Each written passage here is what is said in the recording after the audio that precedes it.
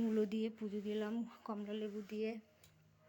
তো আমরা তো মাঘ মাসে মূলা খাই না, অনেকেই খায় না মূলো। তো এবারে দক্ষিণেশ্বর যাওয়া হয়নি পুজো দিতে, বড় মার বাড়িতে যাওয়া হয়নি, তাই আমার এই মায়ের কাছে দেখো মূলো দিয়ে পুজো দিয়েছি, কমলা লেবু মূলো মিষ্টি দিয়ে পুজো দিয়ে দিয়েছি।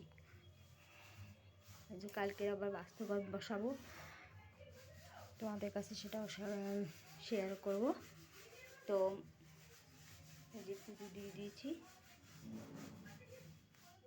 মূলো দিয়ে। এবারে আর আমার মা বাড়ি রয়েছে, মাকেই দিয়েছি, আর কোথাও যাওয়া হয়নি এবারে আর।